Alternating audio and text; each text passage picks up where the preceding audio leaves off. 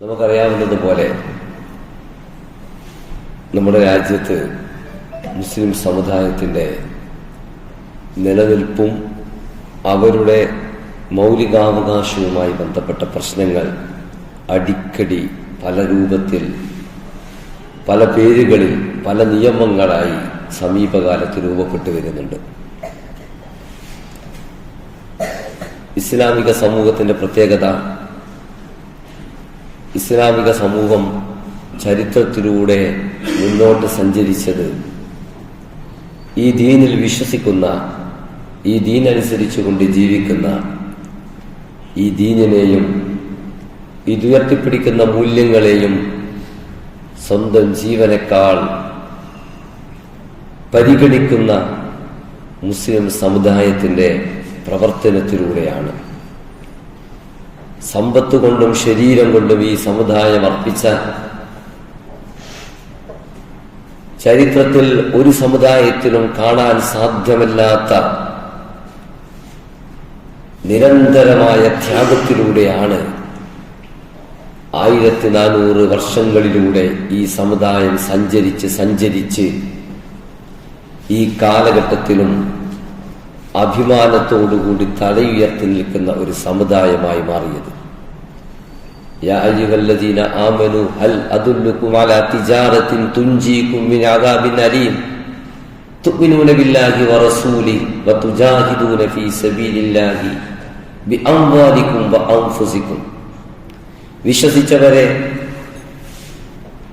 നിങ്ങൾക്ക് ഈ ഭൂമിയിൽ ലഭ്യമാകുന്ന ലാഭമുണ്ടാക്കുന്ന 100 കൂട്ടം കച്ചവടങ്ങൾ നിങ്ങളുടെ മുമ്പിലുണ്ടായിരിക്കെ അതിനേക്കാൾ ലാഭകരമായ ഒരു കച്ചവടം എന്താണ് എന്ന് ഞാൻ അറിയിച്ചു തരട്ടെയോ എന്ന് ചോദിച്ചുകൊണ്ട് വിശുദ്ധ ഖുർആൻ പറയുന്നുണ്ട്.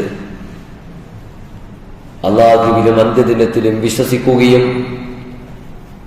നിങ്ങളുടെ ധനവും നിങ്ങളുടെ ജീവനും സർവാധിനാഥന്റെ, പ്രപഞ്ചനാഥന്റെ മാർഗത്തിൽ അർപ്പിക്കുകയും ചെയ്യലാണ് ഏറ്റവും വലിയ കച്ചവടം. ഇത് തിരിച്ചറിഞ്ഞവരായിരുന്നു ഈ സമുദായത്തിൽ നല്ലൊരു വിഭാഗം ആളുകൾ. അവർ അവരുടെ ജീവിത സമയം മുഴുവനും തന്നെ ഇസ്ലാമിന്റെ മാർഗത്തിൽ ചെലവഴിക്കാൻ സന്നദ്ധരായി. തങ്ങൾ സമ്പാദിച്ചതിൽ നല്ലൊരു വിഹിതം വിശുദ്ധ ഖുർആനും പ്രവാചകൻ സ്വല്ലല്ലാഹു അലൈഹി വസല്ലം നമുക്ക് പഠിപ്പിച്ച ഉന്നതമായ മൂല്യങ്ങൾ ജീവിതത്തിൽ നിലനിർത്താൻ വേണ്ടി അവർ ചെലവഴിച്ചു. അങ്ങനെ മറ്റുള്ളവരെ ആശ്രയിക്കാതെ ഈ സമുദായം ഈ സമുദായത്തെ തന്നെ ആശ്രയിച്ചുകൊണ്ടാണ് ചരിത്രത്തിലൂടെ മുന്നോട്ട് പോയത്. റസൂലുള്ളാഹി സ്വല്ലല്ലാഹു അലൈഹി വസല്ലം മുസ്ലിം സമുദായത്തോട് പറഞ്ഞിട്ടുണ്ട്, ഇദാ മാത ഇബ്നു ആദം ഇൻഖത അമലുഹു ഇല്ലാ മിൻ സലാസ്. ഒരു മനുഷ്യൻ ഈ ഭൂമിയിൽ നിന്ന് വിടവാങ്ങിയാൽ അവനും അവന്റെ കർമ്മങ്ങളും തമ്മിലുള്ള ബന്ധം മുറിഞ്ഞു പോകും 3 കാര്യങ്ങളിലൊഴികെ. മറ്റൊരർത്ഥത്തിൽ ഒരു മനുഷ്യൻ ഈ ഭൂമിയിൽ നിന്ന് വിട പറയുന്നതോടുകൂടി ആ മനുഷ്യനെ അവന്റെ നന്മയുടെ പുസ്തകത്തിൽ പുതുതായ ഒന്നും രേഖപ്പെടുത്താൻ സാധ്യമല്ല, അവന്റെ നന്മ വർദ്ധിപ്പിക്കാൻ സാധ്യമല്ല. എന്നാൽ 3 കാര്യങ്ങൾ അതിൽ നിന്നൊഴിവാണ്. എന്നിട്ട് റസൂലുള്ളാഹി സ്വല്ലല്ലാഹു അലൈഹി വസല്ലം തുടരുന്നുണ്ട്, സദഖത്തിൻ ജാരിയ വഇൽമിൻ യുൻതഫഉ ബിഹി വവലദിൻ സാലിഹിൻ യദ്ഉ ലഹു. അല്ലാഹുവിന്റെ മാർഗ്ഗത്തിൽ നിങ്ങൾ ചെലവഴിക്കുന്ന എന്നെന്നും നിലനിർത്തുന്ന സദഖയാണ് അതിലൊന്ന്. മരണത്തിന് ശേഷവും ആ സദഖയിൽ നിന്ന് ലഭിക്കുന്ന സൽഫലങ്ങൾ ജനങ്ങൾ അനുഭവിക്കുമ്പോൾ എന്നെന്നും നിലനിർത്തുന്ന ഒരു സദഖ എന്ന അർത്ഥത്തിൽ നിങ്ങൾ ചെലവഴിച്ച ഒരു ദാനമാ ദാനത്തിന്റെ പ്രയോജനം ജനങ്ങൾക്ക് ഉപകാരപ്പെടുന്ന കാലത്തോളം നിങ്ങളുടെ നന്മകൾ അത് വർദ്ധിപ്പിച്ചുകൊണ്ടേയിരിക്കും. രണ്ടാമത്തേത്, ജനങ്ങൾക്ക് പ്രയോജനം ചെയ്യപ്പെടുന്ന നിങ്ങളുടെ അറിവാണ്. ആ അറിവ് നിങ്ങൾക്ക് മറ്റുള്ളവർക്ക് പകർന്നു കൊടുക്കുകയും അവരിൽ നിന്ന് മറ്റുള്ളവരിലേക്ക് പകരുകയും ചെയ്യുന്ന കാലത്തോളം നിങ്ങളുടെ ജ്ഞാനവും മരണത്തിന് ശേഷവും നിങ്ങളുടെ അമലുകൾ വർദ്ധിപ്പിച്ചുകൊണ്ടേയിരിക്കും. മൂന്നാമത്തേത്, വലതുൻ സാലിഹുൻ യദ്ഉ ലഹു. ഒരാൾക്ക് വേണ്ടി ആത്മാർത്ഥമായി അല്ലാഹുവിനോട് പ്രാർത്ഥിക്കുന്ന അവന്റെ സന്താനങ്ങളാണ്. ഹബീബായ റസൂലിന്റെ ഈ വചനം ഉൾക്കൊണ്ടതിന്റെ അടിസ്ഥാനത്തിലാണ് മുസ്ലിം സമുദായത്തിൽ മഹാഭൂരിഭാഗം ആളുകളും തങ്ങളുടെ ജീവിതകാലത്ത് തന്നെ തങ്ങളുടെ ധനത്തിന്റെ നിശ്ചിത ശതമാനം അത് വഖഫായി സദഖ ജാരിയായി സൽക്കർമ്മങ്ങൾക്ക് വേണ്ടി മാറ്റിവെക്കുകയുണ്ടായി. അങ്ങനെ മാറ്റിവെക്കുന്നത് 1/3 കൂടരുത് എന്ന് റസൂൽ പഠിപ്പിച്ചിട്ടുണ്ട്. ഏറ്റവും ചുരുങ്ങിയത് തങ്ങളുടെ ധനത്തിന്റെ 1/3 ഇങ്ങനെ വഖഫായി മാറ്റിവെക്കുന്ന ഒരു രീതി പ്രവാചകൻ സല്ലല്ലാഹു അലൈഹി വസല്ലമയുടെ കാലത്ത് തന്നെ ആരംഭിച്ചു എന്നും ഖൈബറിൽ നിന്ന് തനിക്ക് ലഭിച്ച സമ്പത്ത് എന്ത് ചെയ്യണമെന്നതിനെ കുറിച്ച് റസൂലിനോട് ചോദിക്കുന്ന മഹാനായ ഉമർ ഇബ്നു ഖത്താബ് റളിയല്ലാഹു അൻഹുവിനോട് റസൂലുള്ളാഹി സ്വല്ലല്ലാഹു അലൈഹി വസല്ലമ അത് ജനങ്ങൾക്ക് ഉപകാരപ്പെടുന്ന വിധത്തിൽ നീക്കിവെച്ചുകൊള്ളൂ എന്ന് നിർദ്ദേശിച്ചു എന്നും അതിന്റെ അടിസ്ഥാനത്തിൽ ആ സ്വത്തിൽ അനന്തരാവകാശികൾക്ക് അവകാശമില്ല, അത് വിൽപ്പന ചെയ്യപ്പെടാൻ പാടില്ല, അതിന്റെ പ്രയോജനം അഗതികൾക്കും അശരണർക്കും ദരിദ്രർക്കും വഴിപോക്കർക്കും ഒക്കെ അവകാശപ്പെട്ടതാണ് എന്ന് പറഞ്ഞുകൊണ്ട് അദ്ദേഹം അത് മാറ്റിവെച്ചു എന്നതും ഇസ്ലാമിന്റെ ചരിത്രമാണ്. ഈ ചരിത്രം ഉൾക്കൊണ്ടുകൊണ്ട് തന്നെയാണ് ഇന്ത്യയിലെ മുസ്ലിങ്ങളും നമ്മുടെ പൂർവഗാമികളായ മുസ്ലിങ്ങൾ ഒരുപക്ഷെ നമുക്ക് എണ്ണി കണക്കാക്കാൻ സാധ്യമല്ലാത്ത അത്രമാത്രം വലിയ സമ്പത്ത് അള്ളാഹുവിന്റെ മാർഗത്തില് ഇങ്ങനെ ചെലവഴിച്ച് നിങ്ങൾക്ക് പ്രിയപ്പെട്ടത് അള്ളാഹുവിന്റെ മാർഗത്തിൽ ചെലവഴിക്കുന്നത് വരെ നിങ്ങൾ പുണ്യം കരസ്ഥമാക്കുകയില്ല എന്ന വിശുദ്ധ ഖുർആനിന്റെ വചനം. നിങ്ങൾ എന്ത് ചെലവഴിച്ചാലും നല്ല കാര്യത്തിന് വേണ്ടി ചെലവഴിച്ചാൽ അള്ളാഹു അതൊക്കെ അറിയുന്നുണ്ട് എന്ന വിശുദ്ധ ഖുർആനിലെ വചനം. ഇതിൽ നിന്നൊക്കെ ആവേശം ഉൾക്കൊണ്ടുകൊണ്ടാണ് മുസ്ലിം സമുദായം കോടിക്കണക്കിന് രൂപയുടെ സ്വത്ത് വഖഫായി ഈ രാജ്യത്തും ലോകത്തിന്റെ നാനാഭാഗങ്ങളിലും നീക്കിവെച്ചിട്ടുണ്ട്. ഇതാരും ഉണ്ടാക്കിയതല്ല. ഇവിടെയുള്ള ഗവൺമെന്റോ ഇവിടെയുള്ള വഖഫ് ബോർഡോ അല്ലെങ്കിൽ അതുപോലെയുള്ള സംവിധാനങ്ങളോ ഉണ്ടാക്കിയ സ്വത്തല്ല ഇത്. പൂർവഗാമികളായ മുസ്ലിങ്ങൾ തങ്ങളുടെ കാലശേഷം നന്മക്ക് വേണ്ടി, അഗതികൾക്ക് വേണ്ടി, ദരിദ്രർക്ക് വേണ്ടി, രോഗികൾക്ക് വേണ്ടി, എന്തിനധികം മൃഗങ്ങൾക്ക് വേണ്ടി, കന്നുകാലികൾക്ക് വേണ്ടി, അങ്ങനെ തുടങ്ങി അനേകം ആളുകൾക്ക് വേണ്ടി പലതും ഇങ്ങനെ വഖഫ് ചെയ്തു വെച്ചു. ഇന്ത്യ ഗവൺമെന്റിന്റെ തന്നെ ന്യൂനപക്ഷ മന്ത്രാലയത്തിന് കീഴിലുള്ള വഖഫ് മാനേജ്മെന്റ് സിസ്റ്റം ഓഫ് ഇന്ത്യയുടെ കണക്കനുസരിച്ച് ഇപ്പോൾ 8,72,324 സ്ഥാവര സ്വത്തുക്കൾ, നീക്കം ചെയ്യാൻ പറ്റാത്ത സ്വത്തുക്കള് വഖഫ് സ്വത്തുകളായിട്ടുണ്ട്.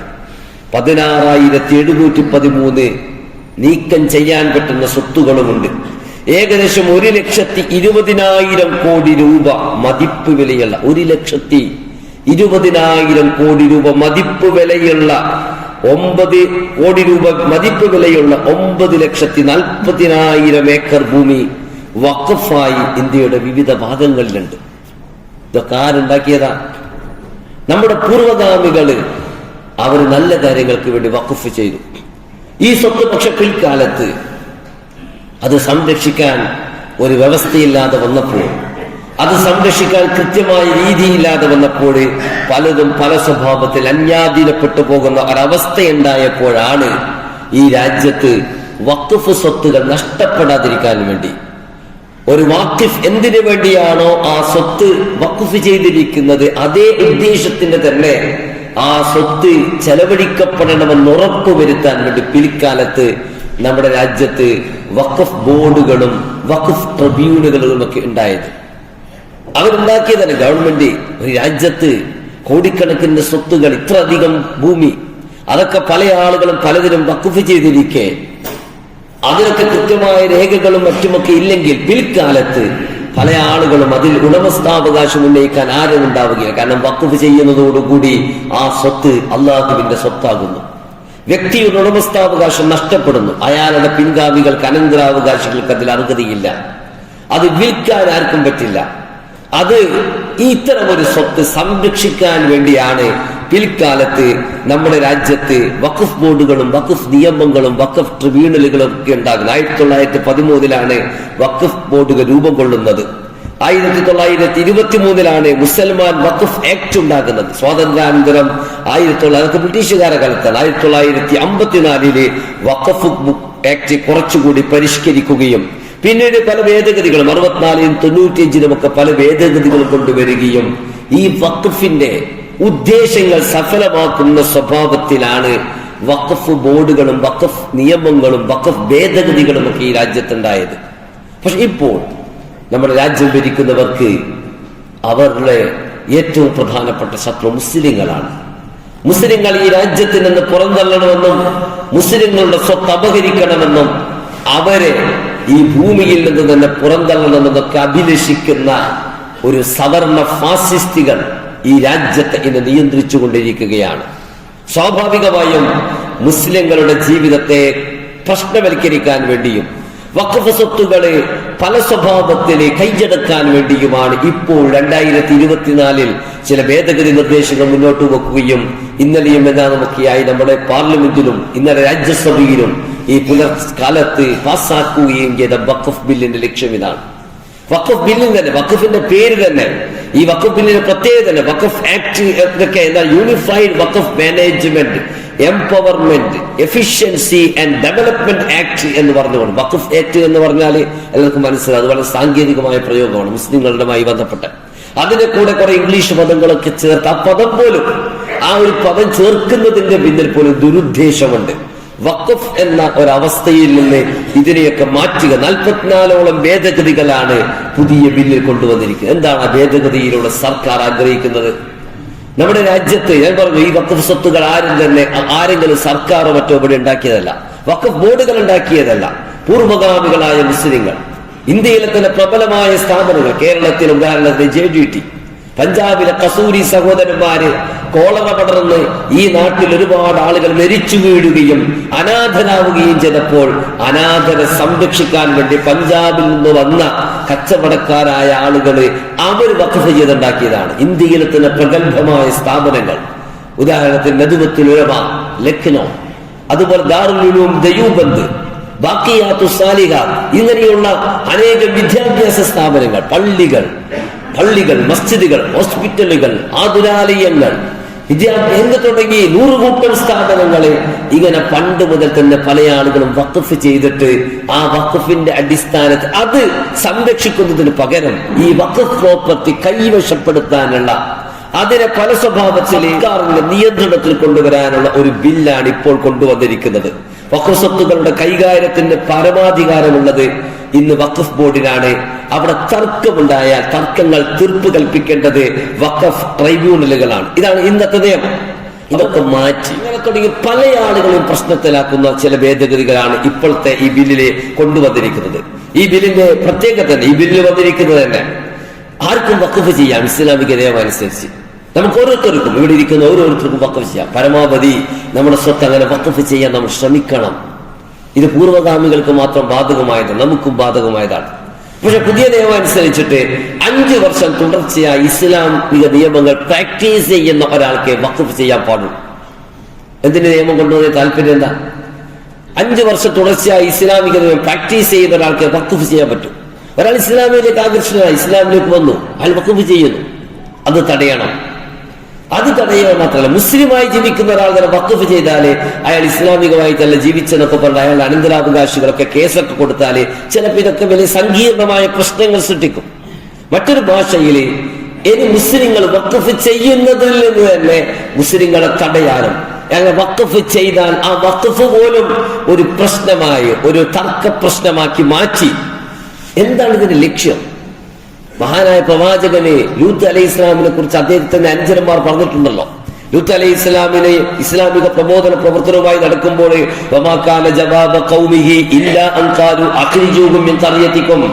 നല്ല കാര്യം അദ്ദേഹം പറഞ്ഞത്, നിങ്ങൾ സ്വവർഗരതി ചെയ്യാൻ പാടില്ല, മനുഷ്യരെ പോലെ ജീവിക്കണം. അത് പറഞ്ഞതിന്റെ പേരിൽ പറഞ്ഞെന്താണ്? നിങ്ങളുടെ നാട്ടിൽ നിന്ന് നിങ്ങൾ അവരെ പുറത്താക്കണം. കാരണം നിങ്ങൾ അവരെ പുറത്താക്കണം. ഇന്നകും ഉനാസും യതതഖറൂൻ, അവര് ഈ വിശുദ്ധി അവകാശപ്പെട്ട് ജീവിക്കുന്ന, വിശുദ്ധന്മാരായി ജീവിക്കുന്നവരെ നമുക്കവിടെ പറ്റാതെ പുറത്താക്കണം. ഇതുപോലത്തെ ഇവിടെ വഖഫ് ചെയ്തിട്ട് ആരെങ്കിലും ആ സ്വത്ത് ഇവിടെ കൊണ്ടുപോകുന്നുണ്ടോ? ഒരാൾ ഹോസ്പിറ്റലിൽ വഖഫ് ചെയ്തു, അത് ഹോസ്പിറ്റലിനാണ് ഉപകാരപ്പെടുന്നത്. അനാഥാലയത്തിന് വഖഫ് ചെയ്തു, അനാഥർക്കാണ് ഉപകാരപ്പെടുന്നത്. ഇവിടെയുള്ള വഴിപോക്കന്മാർക്ക് വിശ്രമിക്കാൻ വേണ്ടി ഒരു സ്ഥലം വഖഫ് ചെയ്തു, അത് അയാൾക്ക് ഉപകാരപ്പെടാൻ പോകുന്നത്.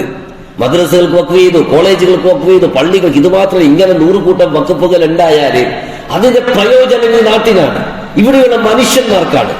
ഇത് തടയാൻ വേണ്ടി 5 കൊല്ലം പ്രാക്ടീസ് ചെയ്ത ആൾക്ക് മാത്രമേ വഖഫ് ഇനി ചെയ്യാൻ പാടുള്ളൂ എന്നതാണ് ഈ പുതിയ നിയമത്തിലുള്ള ഒരു വകുപ്പ്. അതേപോലെ തന്നെ പിന്നെ ഈ വഖഫിന്റെ ഒരു പ്രാവശ്യം വഖഫ് ചെയ്ത പ്രോപ്പർട്ടി, ആ പ്രോപ്പർട്ടി ഓൾവേസ് അതെല്ലാ കാലത്തും അത് വഖഫ് പ്രോപ്പർട്ടി ആയിരിക്കുമെന്നാണ് നിയമം. ഇങ്ങനെയുള്ള വഖഫ് പ്രോപ്പർട്ടിയിലൊന്നും പിന്നെ ഒരാൾക്ക് അനന്തരാവകാശികൾക്ക് അവകാശവാദം ഉന്നയിക്കാൻ പറ്റില്ല. പക്ഷെ പുതിയ നിയമം അതിനും ചില പഴുതുണ്ടാക്കി വെച്ചിട്ടുണ്ട്. ഇങ്ങനെയുള്ള വഖഫുകളൊക്കെ പല സ്വഭാവത്തിലും ദുർബലപ്പെടുത്തുന്ന വകുപ്പുകള് പുതിയ നിയമത്തിലുണ്ട്. എന്ന് പറഞ്ഞാൽ കുറെ ആളുകൾ അനന്തരാവകാശികൾക്ക്, ഏതെങ്കിലും അകന്ന ബന്ധുക്കൾക്ക് അവകാശം കിട്ടാത്ത വിധത്തില് വഖഫ് ചെയ്യാൻ പാടില്ല. വഖഫ് ചെയ്യുമ്പോൾ നമ്മുടെ സ്വത്ത് ഒരാൾ വഖഫ് ചെയ്യുമ്പോൾ സാധാരണ ചില ആളുകൾ എന്റെ വീട് എന്റെ കാലശേഷം എന്റെ മക്കൾക്ക് താമസിക്കാനുള്ളതാണ്, അതിനുശേഷം അവരുടെ മക്കൾക്ക് താമസിക്കാനുള്ളത്, ഈ വീട് നിലനിൽക്കുന്ന കാലത്തോളം ഇതിങ്ങനെ താമസിച്ചു പോകാനുള്ളതൊക്കെ വഖഫ് ചെയ്യും. ഇത് ഏതെങ്കിലും അനന്തരാവകാശികൾക്ക് പ്രതികൂലമായി ബാധിക്കുകയാണെങ്കിൽ അത് പ്രശ്നമാണ് എന്ന് വരുത്തുന്ന ചില വകുപ്പുകള് ഈ നിയമത്തിലുണ്ട്. ഇതിനേക്കാൾ വലിയ പ്രശ്നം, ഏതെങ്കിലും വഖഫ് സ്വത്ത് അത് സർക്കാർ വസ്തുവാണെന്ന് പരാതി ലഭിച്ചാൽ, ഒരു വഖഫ് സ്വത്തിനെ കുറിച്ച് പരാതി ലഭിച്ചു, അത് ഇന്ന് തന്നെ ഇന്ത്യയിൽ ഒരുപാട് വഖഫ് സ്വത്തുകൾ കയ്യേറ്റം ചെയ്യപ്പെട്ടിട്ടുണ്ട്. അങ്ങനെയുള്ള പല കയ്യേറ്റക്കാർ സർക്കാരാണ്. സർക്കാർ മാത്രമല്ല, ഇന്ത്യയിൽ തന്നെ വഖഫ് കയ്യേറ്റങ്ങളുടെ ചരിത്രം പരിശോധിക്കുമ്പോൾ ഇന്ത്യയിൽ തന്നെ വഖഫ് കയ്യേറ്റങ്ങളുടെ ചരിത്രം എന്ന് പറഞ്ഞാൽ വലിയ നീണ്ട ഒരു ചരിത്രമാണ്. ഈ ഡൽഹിയിലും അതുപോലെ തന്നെ പല സംസ്ഥാനങ്ങളിലുമൊക്കെ ധാരാളം കയ്യേറ്റങ്ങൾ നടന്നതായിട്ട് മനസ്സിലാക്കാൻ സാധിക്കുന്നുണ്ട്. എന്നാൽ ഡൽഹിയിൽ 685 വഖഫ് കയ്യേറ്റങ്ങളിൽ 114 സ്വത്തുകളും ഡൽഹി വികസന വകുപ്പ് കയ്യേറിയതാണ്. 172 സ്വത്തുകൾ പുരാവസ്തു വകുപ്പിന്റെ കൈവശമാണുള്ളത്. 26 വിവിധ സർക്കാർ ഏജൻസികളാണ് കയ്യേറിയിരിക്കുന്നത്. ആന്ധ്രാപ്രദേശില്, ഹൈദരാബാദില്, അങ്ങനെ ഓരോ സംസ്ഥാനങ്ങളിലും വഖഫ് സ്വത്തുകൾ കയ്യേറിയതിന്റെ 100 കൂട്ടം കയ്യേറ്റങ്ങൾ നടന്നിട്ടുണ്ട്.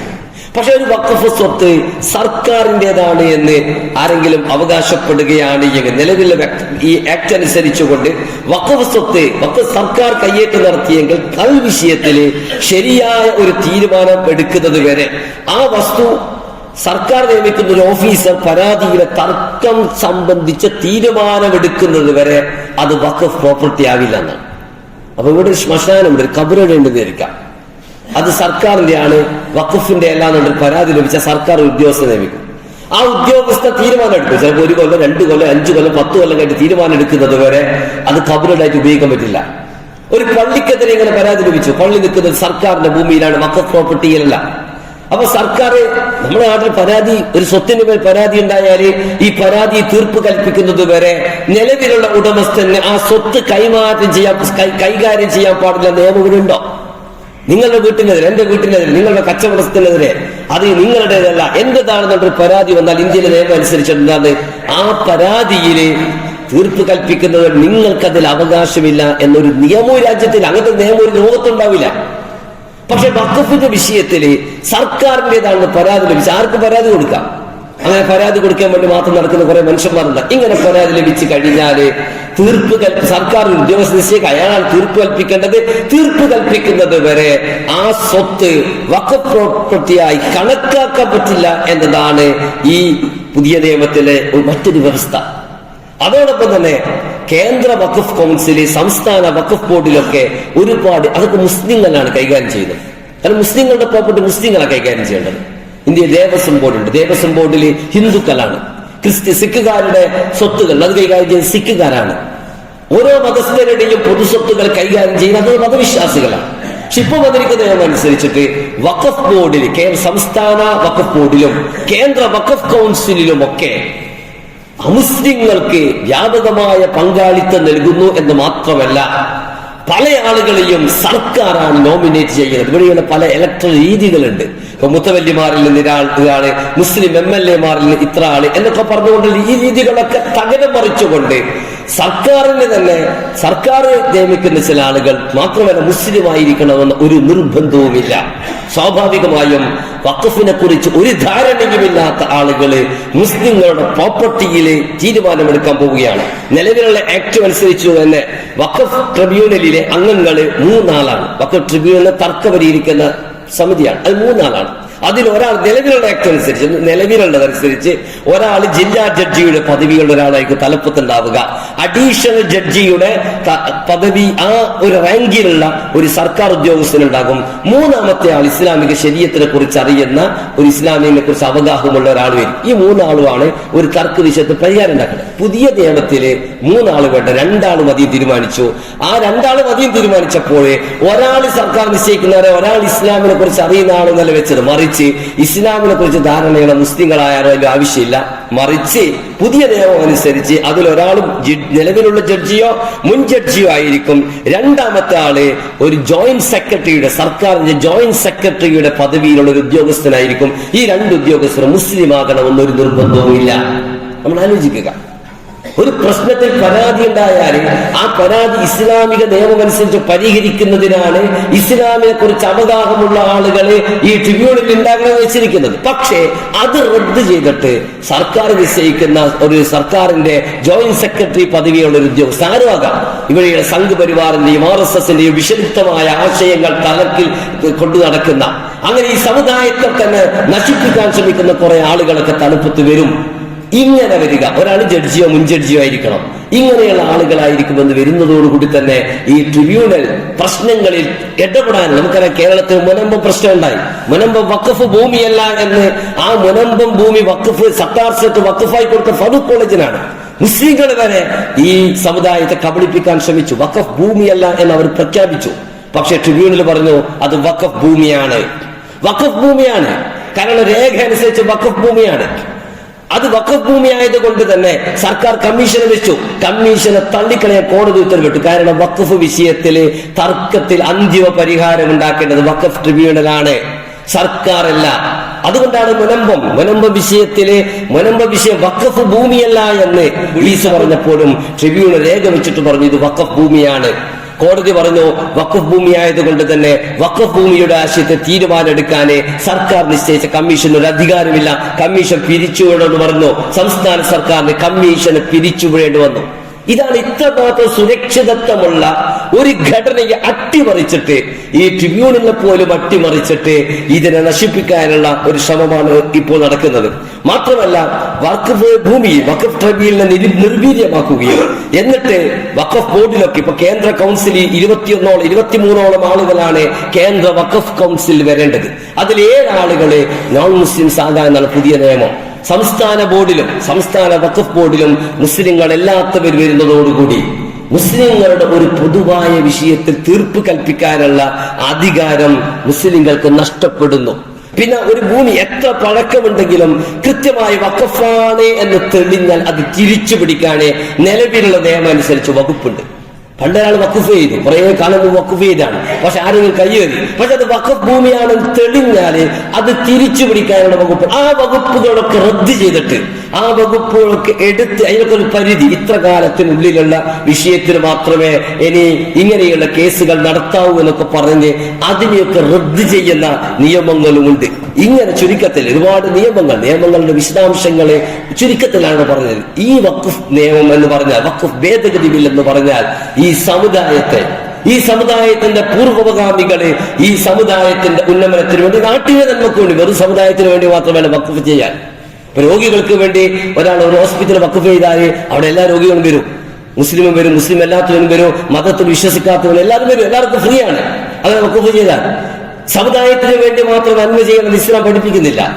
ഇസ്ലാമിന്റെ ഇക്കാര്യം നന്മ എന്ന് പറഞ്ഞ മനുഷ്യന്മാർക്കുള്ളതാണ്. ദരിദ്രന്മാരെ സഹായിക്കല്, അഗതികളെ സഹായിക്കല്, വിശപ്പ് അനുഭവിക്കുന്നവരെ പട്ടിണി മാറ്റല്. അപ്പൊ വിശക്കുന്നവരോട് തന്നെ മതം ചോദിച്ചിട്ടല്ല മുസ്ലിങ്ങൾ അവരെ പട്ടിണി മാറ്റാൻ ശ്രമിക്കുന്നത്. അപ്പൊ മുസ്ലിങ്ങളെ സംബന്ധിച്ചിടത്തോളം ഇങ്ങനെ ചെയ്യുന്ന ഈ സമുദായത്തിന്റെ ഇങ്ങനെ ചെയ്യുന്ന വഖഫ് ഭൂമികൾ മുഴുവനും തന്നെ മുസ്ലിങ്ങൾക്ക് നഷ്ടപ്പെടുകയും അതിന്റെ മേൽ കേന്ദ്ര സർക്കാരിന്റെയും ഇന്ത്യയിൽ തന്നെയുള്ള വിവിധ ഭാഗങ്ങളിലുള്ള ഈ കേന്ദ്ര സർക്കാരിന്റെ ആജ്ഞാനുവർത്തികളായി പ്രവർത്തിക്കുന്ന ഫാസിസ്റ്റുകളായ സംസ്ഥാന സർക്കാരിന്റെ നിയന്ത്രണത്തിൽ കൊണ്ടുവന്ന് മുസ്ലിങ്ങളുടെ സ്വത്ത് കവർന്നെടുക്കാനുള്ള ശ്രമം അവിടെ നടക്കുന്നത്. ഇതിനെതിരാണ് പ്രതിഷേധിച്ച മതിയാകും. ഇതിനെതിരെ നമ്മൾ വേണ്ട സ്വഭാവത്തിൽ പ്രതികരിച്ചേ മതിയാകും.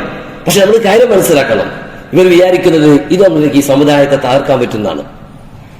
ഈ സമുദായം എന്ന് പറഞ്ഞാല് ഇതിനേക്കാൾ കൂടുതൽ വഖഫുകൾ വേണമെങ്കിൽ നാളെ മുതൽ ഈ സമുദായം ഇനിയും ചെയ്യും. സമുദായത്തിന് വഖഫ് ചെയ്യാൻ വേറെ കുറെ ഓപ്ഷനുകളുണ്ട്. അവർക്ക് ട്രസ്റ്റുകൾ ഉണ്ടാക്കാം, സൊസൈറ്റി ആക്ട്, അതിലൊക്കെ സർക്കാരിന് ഇടപെടാം. ട്രസ്റ്റുകൾ ഉണ്ടാക്കാം, സൊസൈറ്റി ആക്ട് രജിസ്റ്റർ ചെയ്ത സൊസൈറ്റികൾ ഉണ്ടാക്കാം. അതിലൊക്കെ ചിലതിൽ ട്രസ്റ്റിന്റേതായ സംരക്ഷണമുണ്ട്, സൊസൈറ്റികൾക്ക് സൊസൈറ്റിയുടേതായ നിയമങ്ങളുണ്ട്. അതിലൊക്കെ സർക്കാരിന് ഇടപെടാൻ പറ്റുമെങ്കിലും ഈ സമുദായം മുന്നോട്ട് പോകും. ഇവിടെയുള്ള സംഘപരിവാർ കരുതുന്നത് പോലെ വിശുദ്ധ ഖുർആൻ പറയുന്നുണ്ട്, പല രൂപത്തിൽ അല്ലാഹുവിന്റെ പ്രകാശത്തെ ഊതിക്കെടുത്താൻ ശ്രമിക്കുന്നവരുണ്ട്. ഇവിടെയുള്ള ഫാസിസ്റ്റുകൾ ഈ സമുദായത്തെ നിർവീര്യമാക്കാനുള്ള ഏറ്റവും നല്ല വഴി ഒന്ന് അവരുടെ ആത്മാഭിമാനത്തെ ക്ഷതമേൽപ്പിക്കലാണ്. അവരുടെ പള്ളികളും ദർഗകളും അതുപോലെ തന്നെ അവരുടെ മദ്രസകളും ഒക്കെ പിടിച്ചെടുത്ത് അവരൊന്നും പ്രതികരിക്കാൻ ശേഷിയില്ലാത്ത വിധം അപമാനഭരിതരായി ജീവിക്കുന്ന ഒരു സ്വഭാവത്തെ കൊണ്ടുപോകുക. അതാണ് ഇവിടെ ഒരു ഭാഗത്ത് ശ്രമിക്കുന്നത്. രണ്ട് തെരുവിലും അതുപോലെ തന്നെ ട്രെയിനിലും റോട്ടിലുമൊക്കെ പല സ്ഥലത്തും അടിച്ചുകൊണ്ടും മറ്റുമൊക്കെ ചെയ്യുമ്പോൾ നിർവീര്യമായി നോക്കുന്ന ഒരു സമുദായമാക്കി ഈ സമുദായത്തെ മാറ്റുക. പിന്നെ ഇവർ ചെയ്യുന്ന ശ്രമമാണ് സാമ്പത്തികമായി ഈ സമുദായത്തെ ദുർബലപ്പെടുത്തുക. വിദേശത്ത് നിന്നൊക്കെ ഫോറിൻ കോൺട്രിബ്യൂഷൻ ആക്ട് അനുസരിച്ചുകൊണ്ട് ഇന്ത്യയിൽ വിദേശത്ത് നിന്ന് സംഭാവന വരുന്നുണ്ട്. ആ സംഭാവനകള് ഇവിടെയുള്ള മുസ്ലിങ്ങളും ക്രിസ്ത്യാനികളും മറ്റനേകം ചാരിറ്റബിൾ ട്രസ്റ്റുകളും ആ സംഭാവന ഉപയോഗിച്ചുകൊണ്ട് ഇവിടെ കോളേജ് ഉണ്ടാക്കുമ്പോൾ, സ്കൂൾ ഉണ്ടാക്കുമ്പോൾ, അല്ലെങ്കിൽ ഇവിടെ ആതുരാലയങ്ങൾ ഉണ്ടാക്കുമ്പോൾ അതിനൊക്കെ ബെനിഫിറ്റ് ഈ രാജ്യത്തിനാണ്. വിദേശത്തുള്ള ഏതോ സർക്കാരോ പണക്കാരനോ ഈ രാജ്യത്തെ ട്രസ്റ്റുകൾക്ക് പൈസ കൊടുത്താല് ആ പൈസ എടുത്തിട്ടാണ് ഇവിടെ ബോംബുണ്ടാക്കിയല്ലേ ചെയ്യുന്നത്. ആ പൈസ ഉപയോഗിച്ചിട്ട് അതിനൊക്കെ വളരെ കൃത്യമായ കണക്കുകളുണ്ട്. അത് ഉപയോഗിച്ചിട്ട് ഇവിടെ നല്ല നല്ല സംവിധാനങ്ങൾ വരുമ്പോൾ അതിന്റെ ബെനിഫിറ്റ് ആർക്കാണ്? ഈ സമുദായത്തിലാണ്, ഈ രാജ്യത്തിലാണ്. പക്ഷെ ഇപ്പൊ എന്ത് ചെയ്തു? ഈ FCA ഏകദേശം മുസ്ലിം ട്രസ്റ്റുകളുടെ മുഴുവനും തന്നെ FCA അവർ റദ്ദു ചെയ്തു. പിന്നെ മുസ്ലിങ്ങൾക്ക് പൈസ കൊടുക്കുന്ന ഒരു പൈസക്കാരാണ്, പണക്കാരെ ED ഉപയോഗിച്ചുകൊണ്ട് പണക്കാരെ പേടിക്കരുത്. അങ്ങനെ പേടിപ്പിക്കാനുള്ളതല്ല ഈ സമുദായം. ഒരാക്ഷേപകന്റെയും ആക്ഷേപം ഭയപ്പെടുകയില്ല എന്ന് തീരുമാനിച്ചിട്ട് പൈസ ഉണ്ടെങ്കിൽ ഞങ്ങൾ കൊടുക്കും, ആരാണ് നിങ്ങളെന്ന് പറയാനുള്ള ചങ്കൂറ്റം ഈ സമുദായം നേടിയെടുക്കണം. ഫോറിൻ അക്കൗണ്ട്സ് എല്ലാം റദ്ദ് ചെയ്തിട്ട് വിദേശത്ത് നിന്നിരുന്ന വരുമാനങ്ങൾ എല്ലാം റദ്ദാക്കി എല്ലാ സ്ഥാപനങ്ങളെയും കഷ്ടപ്പെടുത്താൻ കരുതി. പക്ഷെ ഇന്ത്യ മുസ്ലിങ്ങൾക്ക്, കേരളത്തിലെ മുസ്ലിങ്ങൾക്ക് വിദേശത്തിന്റെ പൈസയൊന്നും ആവശ്യമില്ല.